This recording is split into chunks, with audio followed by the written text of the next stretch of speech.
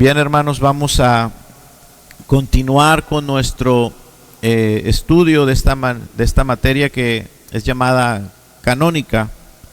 Y hoy, hermanos, pues hemos llegado a esta siguiente sección. A manera de repaso, les recuerdo que ya hemos hablado acerca de qué es revelación. ¿Recuerdan qué es revelación? Decíamos que revelación en términos generales es Dios quitando el velo para darse a conocer, para comunicarse con el hombre.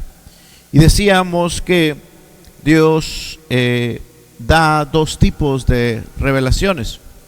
Una es la revelación general, que esta revelación abarca a todos los hombres y que es manifestada a través de la creación, a través de las cosas creadas, a través de la conciencia. Dios habla a través de la conciencia de los hombres y a través de la providencia. Dios revela su obra a través de los actos providenciales que se llevan a cabo a cada momento.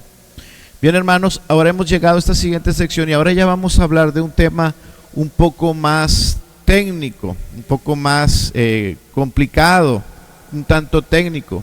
Pero la verdad es que quizás todos nosotros hemos llegado a conclusiones sobre este tema más bien por tradiciones o de manera o como que por inercia. ¿Qué es canónica?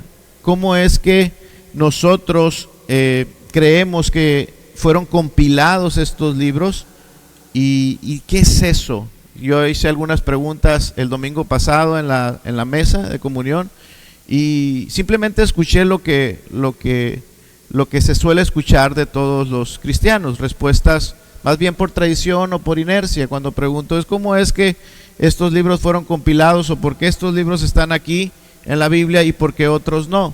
Y no es para juzgarles, sino más bien es el común denominador. Casi siempre cuando preguntamos a cristianos el por qué unos libros están en la Biblia y por qué otros no, las respuestas casi siempre suelen ser las mismas. Hermanos, pero es importante entonces que cuando estudiemos un tema bíblico como esto, que es importante, es un tema bíblico, es cómo se formó el canon, por qué se formó el canon y cómo fue eso. Bueno, si es un tema bíblico es necesario prestarle atención a los detalles, ¿verdad? Y no asumir simplemente cosas porque sí, sin saber por qué. Bien, hermanos, hoy vamos a hablar del canon de las Sagradas Escrituras. Y bueno, esta sección va a estar dividida en 5 puntos, los cuales no abarcaré por completo porque creo que la clase pasada la sintieron muy densa y hoy vamos a irnos despacito. Vamos a irnos más despacio. Entonces he escuchado sus opiniones y las tomo en cuenta, hermanos, y gracias por decírnosla y voy a tomar en cuenta eso. Así es que vamos a irnos entonces un poco más despacio, no hay prisa, y estos van a ser los temas. El día de hoy vamos a ver solamente, creo, los primeros 2 puntos. Vamos a hablar sobre la definición del canon y sobre el punto número 2, que es la determinación del canon. Y ahí vamos a hablar sobre las perspectivas inadecuadas y cuáles son la perspectiva correcta. ¿Ok? Siguientes clases vamos a hablar sobre el canon del Antiguo Testamento, sus inicios, el canon del Antiguo Testamento reconocido como desarrollado, la ley, los profetas, los escritos o salmos, y el canon del Antiguo Testamento como revelación inspirada de Dios. También vamos a hablar otra sección sobre el canon del Nuevo Testamento. El canon del Antiguo Testamento vamos a ver que presupone el canon del Nuevo Testamento. Ahí está mal. Bueno, no es así, es como está, así está bien. El canon del Antiguo Testamento presupone un canon neotestamentario, es decir, el Antiguo Testamento presupone que va a venir más revelación en el futuro. Y vamos a ver el siguiente punto, que es el testimonio apostólico de Cristo como nuestro canon neotestamentario. Va a haber otra sección donde vamos a hablar sobre los libros apócrifos o conocidos también como deuterocanónicos, por qué son rechazados ciertos libros, por qué no están en la Escritura, y al final hablaremos o veremos algunas aplicaciones extraídas sobre todo esto que vamos a estudiar. Hermanos, ¿sabían ustedes que durante los primeros siglos del cristianismo algunas iglesias leían, y lo hacían en sus cultos, leían públicamente libros que hoy no están en la Biblia? Por ejemplo, el libro del pastor Hermas o la Didache, y hoy no los tenemos en la Escritura. Y al mismo tiempo algunos cristianos dudaban de que libros que nosotros hoy tenemos y libros que hoy nosotros aceptamos, como por ejemplo el libro de Hebreos y el libro de Santiago o el libro de Apocalipsis, en el principio eran rechazados. Es interesante, ¿verdad? Entonces surge esta pregunta, hermanos: ¿cómo llegó la iglesia a reconocer exactamente estos 66 libros que tenemos nosotros? ¿Y por qué otros ya no están? ¿Fue por votación? ¿Fue un concilio? ¿Fue que valoraron la antigüedad de esos escritos y entonces por eso los pusieron? ¿O había algo en esos libros que los distinguía desde el principio? Precisamente eso es de lo que trata esta sección, hermanos. ¿Qué es el canon y quién lo determinó? Suena interesante, ¿verdad? Okay. Bueno, vamos a hablar entonces de la definición de canon. Vamos a adentrarnos entonces a esto. ¿Qué es esa palabra? La palabra canon significa callado o vara derecha para medir. Eso es lo que significa canon. Una vara o una regla, es decir, un estándar, algo con lo que se mide, algo que es objetivo. Canon viene a hacer referencia al fundamento autoritativo por el cual nosotros nos regimos, algo objetivo, no algo subjetivo, no algo que se presta a diferentes interpretaciones. Así como el metro siempre está formado por 100 centímetros, porque es algo objetivo. Aquí y en China un metro es un metro, ¿verdad? Es canon, es la regla, es la medida, ¿verdad? Una medida objetiva. Ahora, eso es, hermanos, lo que significa la palabra canon, una regla, un estándar objetivo. Y aquí, hermanos, nosotros nos diferenciamos con los católicos romanos. Mientras que ellos miran a la iglesia como el canon, ¿recuerdan que ya hablamos de eso? La iglesia es la que determina las cosas, es la iglesia quien tiene autoridad para decidir qué es lo verdadero y qué es lo que no es verdadero. Cuando nosotros hablamos de canon desde el punto de vista evangélico ortodoxo, hermanos, nosotros miramos no a la iglesia, nosotros miramos a la Biblia como nuestro canon. Esa es una diferencia entre nosotros y los católicos romanos. Nosotros decimos que es la Biblia misma la que define lo que es la verdad, lo que define lo que son las doctrinas. No es la iglesia, es la Biblia. La Biblia es nuestro canon, es nuestro estándar. Ahí está nuestro canon. En el lenguaje de la iglesia se llama canónico a todos los libros que forman la Sagrada Escritura como inspirados por Dios y reconocidos universalmente por la iglesia como palabra de Dios. Bueno, para los que apuntan están estas dos definiciones. ¿Cuántos libros reconocemos como inspirados por Dios, hermanos?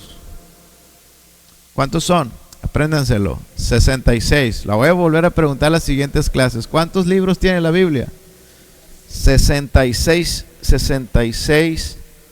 libros. Voy a esperar a que terminen de apuntar, aunque ya saben que les comparto las diapositivas. 66 libros. ¿Alguien sabe cuántos libros tiene el Antiguo Testamento y cuántos el Nuevo? 39 y 27. Correcto, hermana Nelly. ¿Ok? Dice nuestra confesión de fe que todos ustedes ya transcribieron, ¿verdad? Espero que no me estén haciendo mentir, que ya lo transcribieron. Ahí está.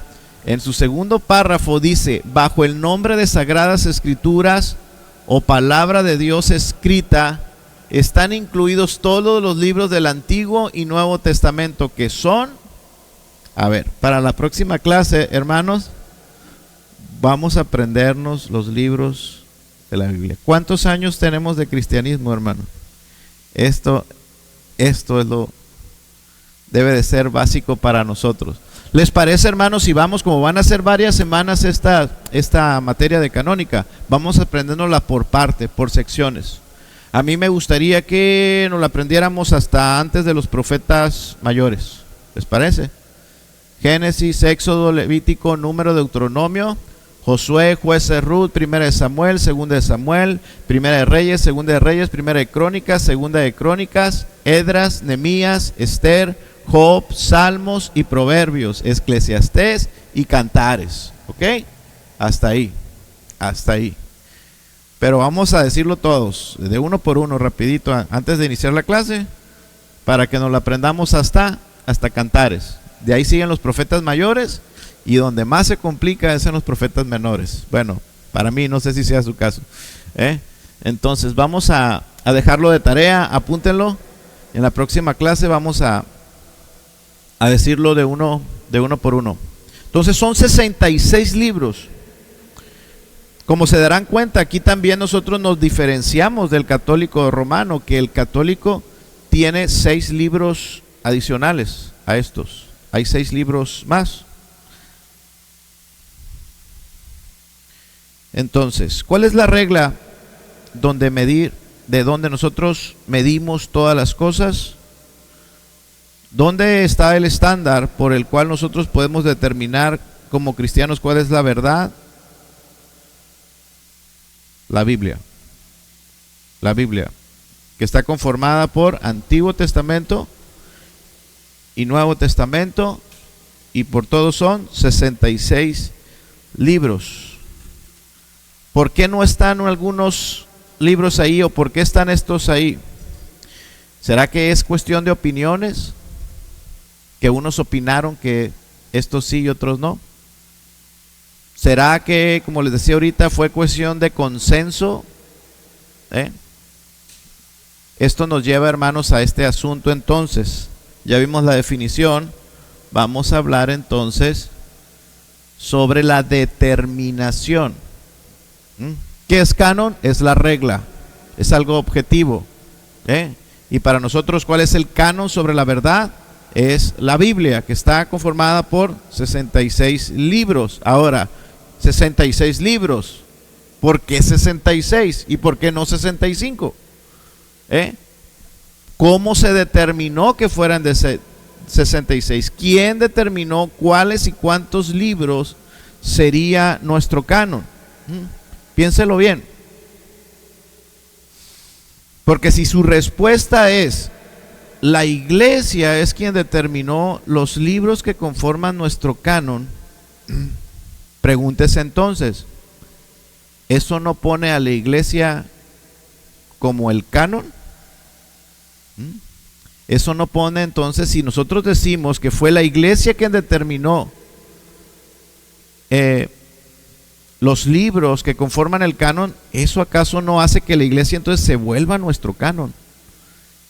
¿Que la iglesia tenga más autoridad que el canon? Si la iglesia puede determinar qué es autoridad y qué no, pregunto, ¿no hace eso a la iglesia la autoridad mayor? Según la respuesta que demos a esa pregunta, diremos si la iglesia está por encima de la Biblia o si la Biblia está por encima de la iglesia. Esto es importante. Esto es importante. Responder adecuadamente a esta pregunta hará que la Biblia sea vista como único medio de revelación o como uno de los medios por donde viene la verdad. Si decimos que la iglesia es quien los determina, entonces la Biblia no es el único medio de revelación. Se necesita una revelación más grande para que diga que tiene autoridad y que no. Entonces, hay dos asuntos que debemos de tener en cuenta cuando hablamos acerca de la determinación del canon. Uno de ellos es la naturaleza del canon y lo otro es el reconocimiento del canon. Aquí, hermanos, en teología, como ya lo hemos dicho otras veces, las palabras importan. Las palabras importan. Una cosa es la naturaleza del canon y otra cosa es el reconocimiento del canon. Esto es central, hermanos, a la hora de estudiar este tema, porque se puede prestar a confusión. Tenemos que aprender a distinguir entre estos dos términos, entre la naturaleza y el reconocimiento del canon. Por no entender esta diferencia entre estos dos términos y mezclarlos, estos dos conceptos, podemos decir nosotros que tenemos 66 libros porque un concilio en la iglesia, en algún punto de la historia, la iglesia se juntó y determinó cuáles sí y cuáles no. Y es por no entender la diferencia entre la naturaleza y el reconocimiento del canon. En la naturaleza del canon es donde vamos a ver las razones propias del por qué un libro es canónico, por qué un libro es llamado canónico, qué tiene un libro para que sea canónico, por qué. La pregunta es ¿por qué? Y este asunto de la naturaleza del canon nos habla del aspecto cualitativo. ¿Qué cualidades debe de tener un libro para que sea canon? ¿Okay? ¿Qué cualidades tiene intrínsecamente ese libro para que sea canon? Hay libros que no tienen esa cualidad y por eso no están en la Biblia. Cualidades. Aquí la palabra clave es intrínseca. Debe de tener como cualidad un libro, debe de tener autoridad intrínseca. ¿Qué se les viene a la mente con la palabra intrínseca? Hermana, dentro. Tiene que tener dentro autoridad. ¿Alguien más? ¿Qué les viene a la mente con la palabra intrínseca?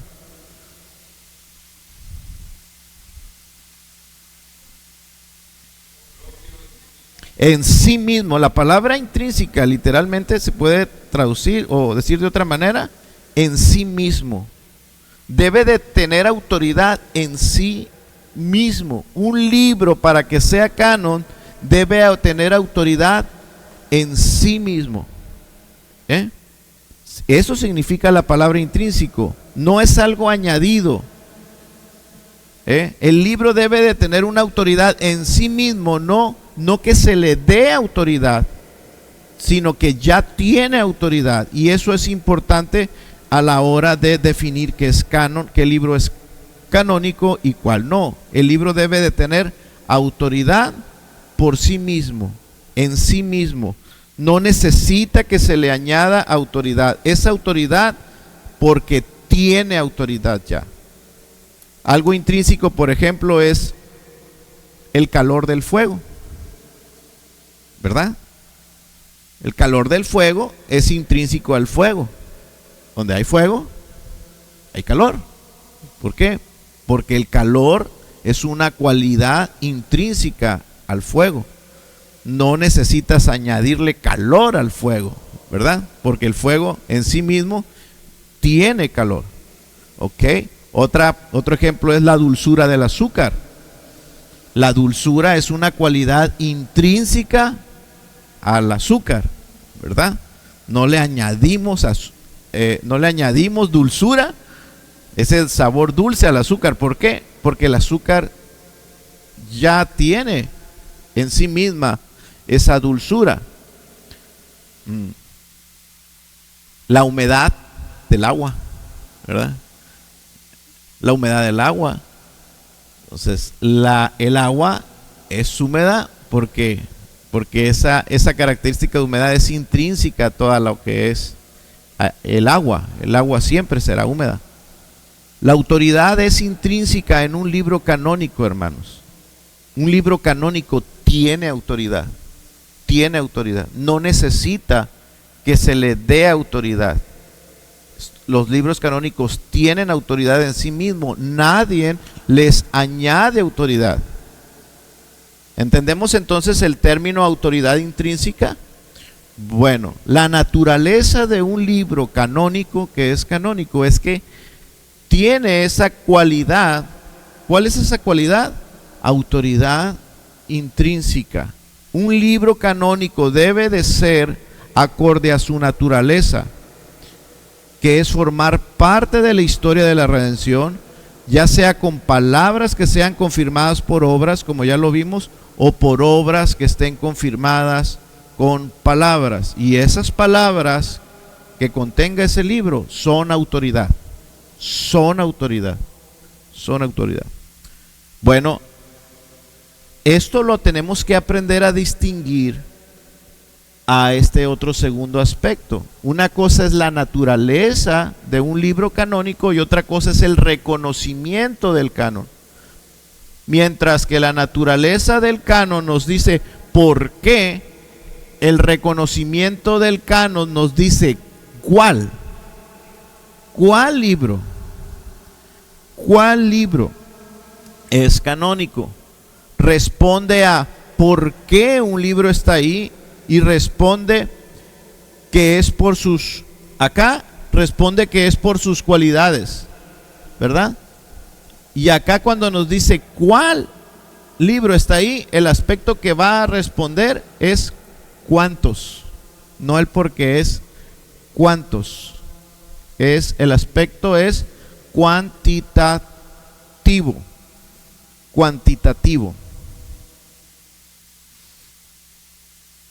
Si solamente entendemos la segunda parte, cuántos, como decíamos ahorita, vamos a aprendernos cuántos, y no entendemos el aspecto, el por qué, hermanos, pues nuestro conocimiento va a ser muy ambiguo. O siempre vamos a responder con esto. Si solamente entendemos esto, hermano, se creerá que fue la iglesia que se reunió y determinó que los libros, qué libros se deben de estar en la Biblia, porque es cuántos. La pregunta a priori casi siempre es, ¿qué se tuvo en cuenta para reconocer cuáles libros son canónicos? La respuesta debe ser siempre, primeramente, hermanos, fue por su naturaleza, porque tienen autoridad en sí mismo. Y por eso es que se llega al reconocimiento. La palabra reconocimiento, hermanos, importa. La palabra reconocimiento importa, y ahorita lo vamos a ver. No es que la iglesia puso 6 libros aquí encima. Vamos a empezar con estos. Pongamos 6 libros. A ver, vengan. Y se juntaron varios. Vamos a decidir cuáles de estos van a ser parte del canon. Y decidió, de estos 6, estos 2 van a formar parte del canon. Y entonces se vuelven autoridad.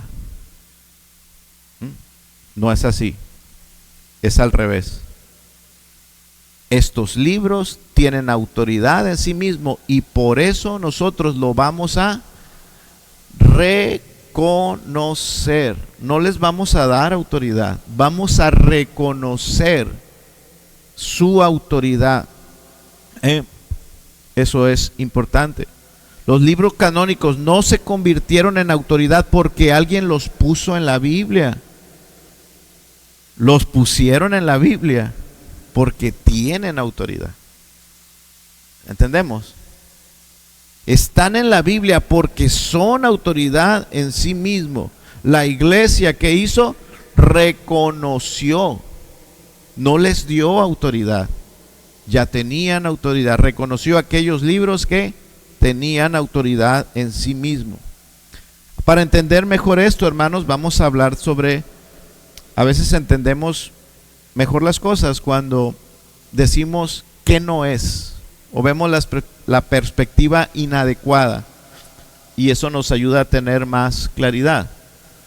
Perdón, dice el capítulo 1 de nuestra confesión, antes de pasar esto que les comentaba, capítulo 1 en el párrafo 4 de nuestra confesión, dice: la autoridad de las Sagradas Escrituras por la que debe ser creída no depende del testimonio de ningún hombre o iglesia.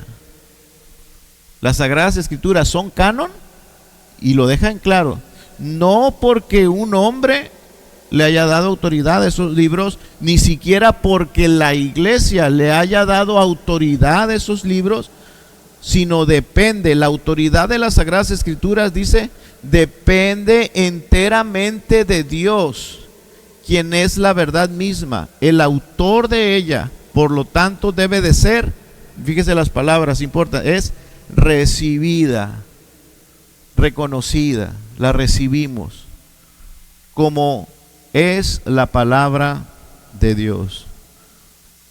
Entonces vamos a ver algunas perspectivas inadecuadas. ¿Por qué un libro es canónico y por qué otro no? ¿Por qué 66 y no 65? Bueno, una perspectiva inadecuada es responder que es por la edad del libro. Hermanos, espero que esté hablando en el entendido de que todos sabemos que la Biblia es un conjunto de libros, ¿verdad? No es un solo libro, es un conjunto de libros.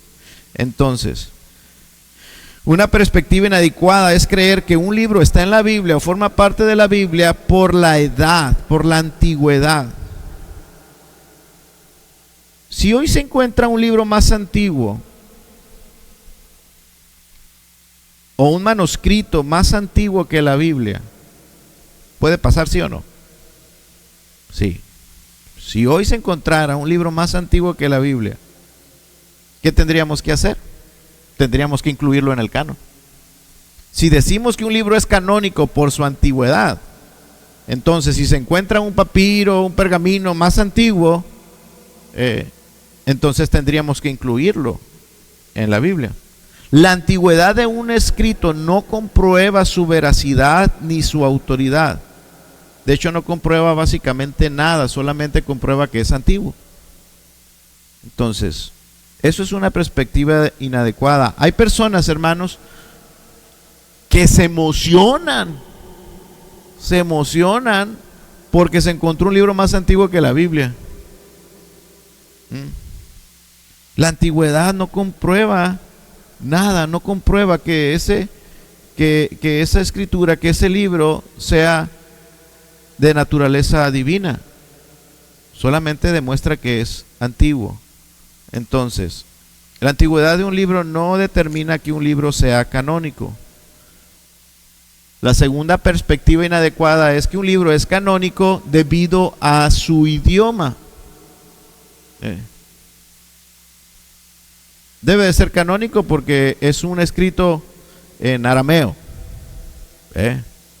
porque es un libro en hebreo, es un libro griego. Entonces debe de ser canónico.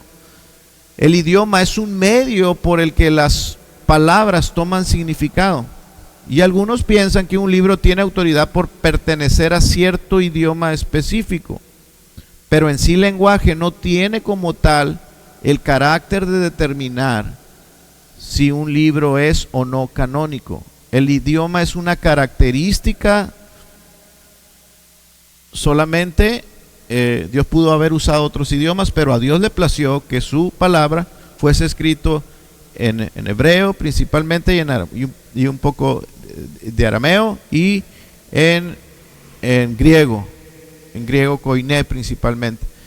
Pero hermanos, hay muchos escritos que están en hebreo Y hay muchos escritos que están en griego y no por ello son canónicos.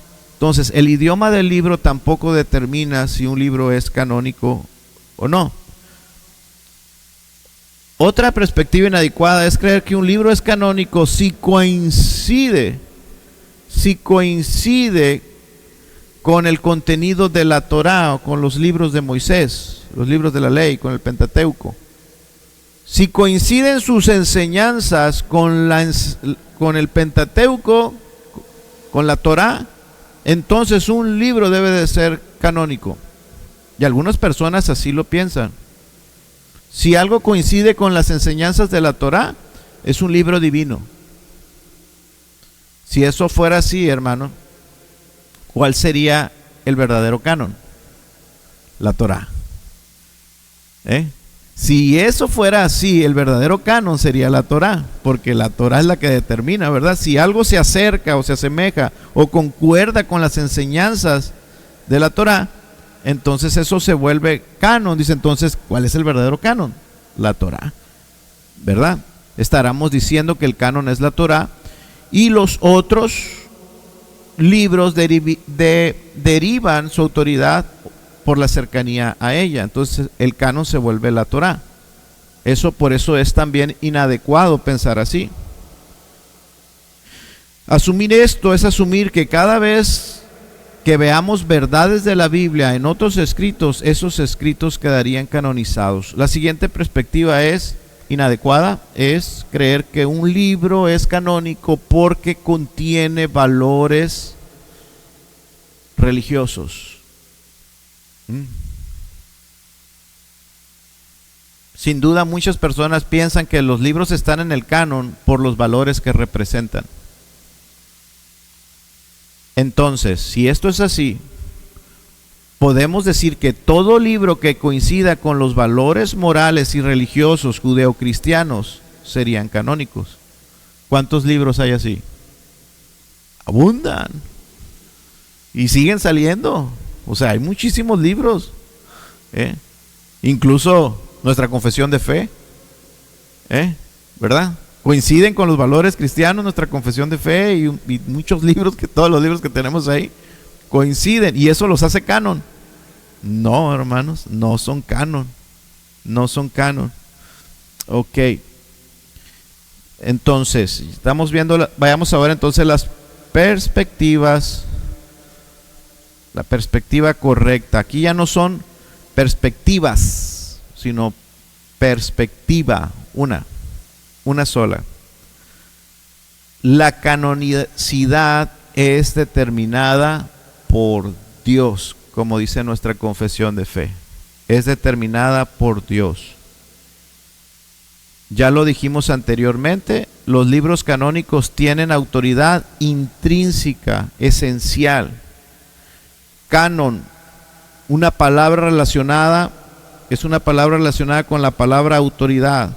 La autoridad intrínseca de los libros, que luego son llamados canon, tuvo su origen en el corazón mismo de la historia de la redención y no en los vaivenes posteriores de la historia de la iglesia.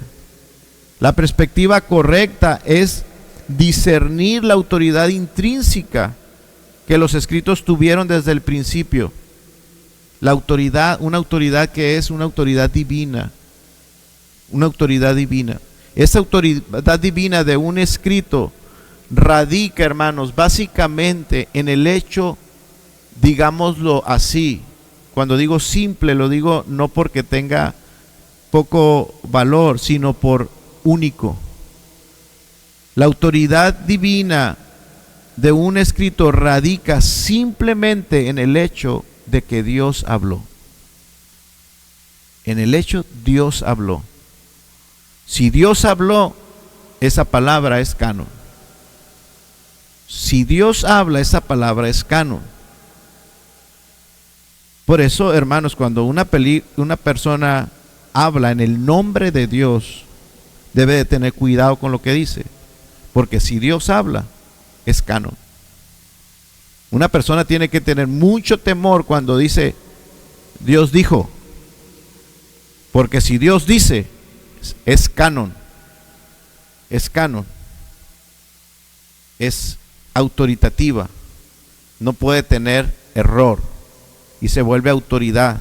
Cada vez que Dios habla, su palabra, su comunicación tiene intrínsecamente autoridad. Si Dios habló, esas palabras son nuestro canon. Debemos entender que antes de que la iglesia recopilara y reconociera ciertos libros, Dios habló, y cuando Él habló, su revelación especial que ya vimos, cuando Él comenzó a comunicarse con los hombres por medio de teofanías, ¿verdad? Por medio de encuentros, cuando Dios comenzó a comunicarse con el hombre, toda esa revelación se volvió canon. ¿Por qué? Porque su palabra tiene autoridad. Por ejemplo, Dios habló a Moisés. Y luego entonces Moisés dijo, voy a escribir lo que Dios me dijo. ¿Cuándo se volvió autoridad? Cuando Moisés lo escribió. Desde que Dios habló. Cuando Él habló, esa palabra ya tenía autoridad. No necesitaba que Moisés las escribiera para volverse autoridad. Luego Moisés le leyó esas palabras al pueblo. Y en ese momento,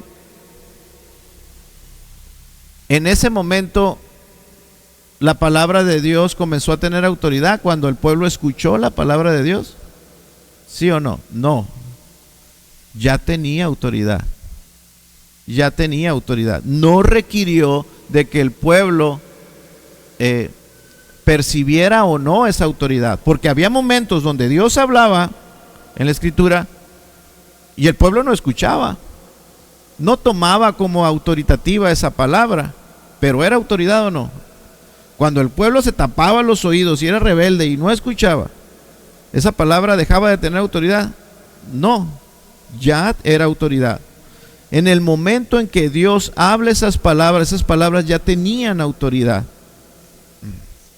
Ahora, cuando Moisés baja y se comunica con el pueblo y les da a conocer la palabra de Dios, el pueblo percibió que era autoritativa. La autoridad legítima de los libros canónicos existe independientemente del hecho de ser personalmente reconocidos como autoritativos por cualquier persona, grupo o individuos. Es independiente de eso. La autoridad de la Escritura es independientemente de la respuesta de los hombres, ya sea que lo reconozcan o no. Las palabras de Dios son autoritativas, ¿verdad? Pudo pasar y pasó, como les decía, ¿verdad? De que el pueblo escuchaba y no las reconocía como palabras de Dios. ¿Y qué dice la Escritura? Que constantemente, ¿qué era lo que hacían cuando venían los profetas? ¿Qué hacían con los profetas del pueblo de Dios? Los mataba, los apedreaba, ¿verdad? Y nada de eso le quitó autoridad a las palabras que Dios dijo por medio de los profetas. Aún así, esas palabras seguían teniendo autoridad en sí mismas. Cuando Dios habla, siempre es con autoridad inherente. Hermanos, que hay grandes aplicaciones. Cada sermón, cada palabra que es predicada fielmente tiene autoridad. Sea por usted recibida o no, tiene autoridad sobre usted para bendecirle o para resultarle en maldición. La palabra de Dios tiene autoridad. O sea que cuando se está predicando la palabra de Dios, cuando se está leyendo la palabra de Dios, los salmos, la lectura inicial, cuando se está hablando la palabra de Dios y nuestra mente está distraída, hermanos, eso es delicado, porque la palabra de Dios tiene autoridad en sí misma. Pero es que ahorita tengo días que me cayó gordo el pastor. Es que el hermano Adán no me saludó en la entrada y ahorita está leyendo el pasaje para iniciar la reunión. independientemente del que esté hablando, si es la palabra de Dios, tiene autoridad. Tiene autoridad. ¿Quién eres tú para hablarme de la palabra de Dios? ¿Verdad? Pues porque usted está poniendo a quién como canon, a la persona. Pero si la persona, escúcheme, si la persona, aunque la persona no tenga autoridad, si lo que está diciendo es la palabra de Dios, tenga cuidado. Porque a veces Dios nos habla y lo que hacemos es, creemos que podemos quitarle autoridad a la palabra por el mensajero. La palabra de Dios tiene autoridad en sí misma. Siempre, siempre, siempre tiene autoridad en sí misma. Bueno, solamente un poquito de algunas aplicaciones que me hizo reflexionar este tema, hermano. Si Dios ha hablado, lo que dice entonces es divino en sí mismo, a pesar de la respuesta humana a ello. No llega a ser divino porque acordemos que es divino. Primero es la autoridad, como vimos, el primer aspecto, su naturaleza autoritativa, y después viene la recopilación y el reconocimiento del canon. La iglesia no tiene autoridad para controlar, crear o definir la palabra de Dios. ¿Escuchó? La iglesia no tiene autoridad para controlar,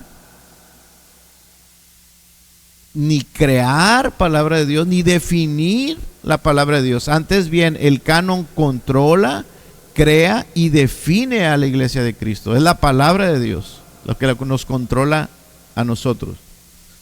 Cuando entendemos esto, hermanos, podemos ver cuán erróneo es suponer que la iglesia o algún concilio votaron con respecto a ciertos documentos y entonces ellos le atribuyeron valor canónico. No, los libros ya tenían valor canónico. Estos libros ya tenían valor canónico. No le atribuyeron nada. La iglesia solamente recibe y reconoce los escritos inspirados porque ellos siempre han sido canon desde que Dios los habló. Aún antes de que fueran escritos, desde el que Dios los habló. La palabra de Dios es canon. La voz de Dios es canon. Éxodo 24. Vamos a ver un ejemplo. Éxodo 24:7. Aquí Moisés revela la voluntad de Dios al pueblo. Y tomó el libro del pacto y lo leyó a oídos del pueblo, el cual dijo. Moisés leyó el libro, el pueblo escuchó y el pueblo respondió: haremos todas las cosas que Jehová ha dicho y obedeceremos. Moisés acaba de leer la ley frente al pueblo. Preguntémonos, ¿con qué base el pueblo reconoció la autoridad de esas escrituras, de ese libro? ¿Porque lo escribió Moisés? Porque Dios lo dijo. Porque Dios lo dijo. No fue porque estaba escrito. No es porque se compiló, no. Ellos no dijeron: metámosla primero, Moisés, ya te escuchamos, pero primero metámosla ya que termines de escribir los 5 libros, entonces compilémoslo y después determinemos que son inspirados. No, hermanos, ¿verdad que no? Ellos no dijeron eso. No. Versículo 3 dice: y Moisés vino y contó al pueblo todas las palabras de Jehová y todas las leyes, y todo el pueblo respondió a una voz: haremos todas las palabras que Jehová ha dicho. Ellos recibieron las palabras de Dios como autoritativas porque eran palabras de Dios desde el momento en que Dios las habló a Moisés, porque eran palabras que provenían de Dios. Primera de Tesalonicenses 2:13. Por lo cual también nosotros sin cesar damos gracias a Dios, dice el apóstol Pablo, de que cuando recibiste la palabra de Dios, ¿qué hicieron? Recibieron la palabra de Dios que oísteis, fíjese la palabra ahí, oísteis de nosotros, la recibisteis no como palabra de hombres, sino según es en verdad la palabra de Dios, la cual actúa en vosotros los creyentes. Los creyentes recibieron la palabra como canon cuando la escribió, o cuando la oyeron. No necesitó ser, no llegó a ser autoritativa en el momento de escribirse, ¿verdad? Aún antes de que se escribiera y antes de que esos libros fueran recopilados. Tesalonicenses, hermanos, no es autoridad porque está en la Biblia. Está en la Biblia porque es autoridad. Podemos afirmar, entonces, que la autoridad intrínseca de la revelación especial de Dios precede al reconocimiento del canon por parte del pueblo de Dios. Los tesalonicenses, desde que oyeron las palabras de Pablo, dijeron son palabra de Dios, antes de que se escribieran. Ellos reconocieron, es palabra de Dios. Si Dios habló, es palabra de Dios y tiene autoridad. Y después se escribió. Cuando Dios revela su voluntad a través de sus portavoces, hermanos, imprime su autoridad de modo que sea inequívoco que esas palabras vienen de Dios. Los tesalonicenses vieron eso, percibieron eso en las palabras del apóstol Pablo. Sea por teofanías o por haber escrito Dios con su propio dedo su revelación, sea que se haya hablado por los profetas cuando ellos decían así dice el Señor, o sea por la fuerza y convicción del mensaje, Dios ha dirigido a su pueblo a reconocer su mensaje y las palabras escritas. Eso es lo que ocurrió. El mensaje autoritativo dado al pueblo de Dios era tan inequívoco que ellos podrían distinguir entre una palabra genuina de Dios y de un falso profeta. Por ejemplo, Pablo dice a los Gálatas 1:9, como antes hemos dicho, también ahora lo repito, si alguno os predica diferente evangelio del que habéis recibido, sea anatema. No todo el que diga así dice el Señor o aquí traigo el evangelio es palabra de Dios. Segunda de Tesalonicenses 2:2, que no os dejéis mover fácilmente de vuestro modo de pensar, ni os conturbéis, ni por espíritu, fíjese, ni por palabra, ni por carta como si fuera nuestra, en el sentido de que el día del Señor está cerca. Algunas veces circulaban cartas apostólicas que no eran apostólicas, que no eran inspiradas. Eran cartas espurias, falsas. Y esos escritos causaban problemas en la iglesia. La iglesia primitiva tenía que aprender a distinguir entre la palabra que tiene autoridad y las que no. Y ahí Dios guiaba a su pueblo a distinguir, la iglesia primitiva a distinguir cuáles eran las palabras autoritativas. ¿Y cuáles eran esas palabras? La de los apóstoles. La de los apóstoles. Anymore, no más. La de los apóstoles. ¿Qué tiene que tener un libro para ser canónico? ¿Cuál sería hoy su respuesta? Autoridad intrínseca, autoridad en sí mismo. Ok. Entonces, primero Dios habló con autoridad y después vino el proceso de escrituración. Primero Dios habla, esa palabra ya tiene autoridad, y luego vino el proceso de escrituración. Para que un libro sea reconocido como canónico es necesario que sea inspirado. Sin embargo, hermanos, la inspiración no es algo suficiente para que sea canónico. Eso es lo que vamos a ver la próxima clase. La escrituración inspirada. Ahora,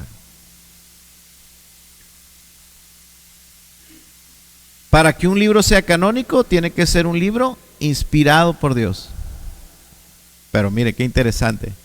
El que alguna palabra, alguna revelación de Dios haya sido dada y haya sido inspirada, no es suficiente para que forme parte del canon.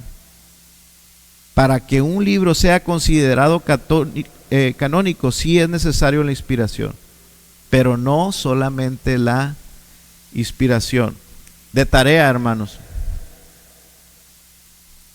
¿Por qué estamos diciendo que no? Y usted me va a explicar. Apunte esos textos, por favor.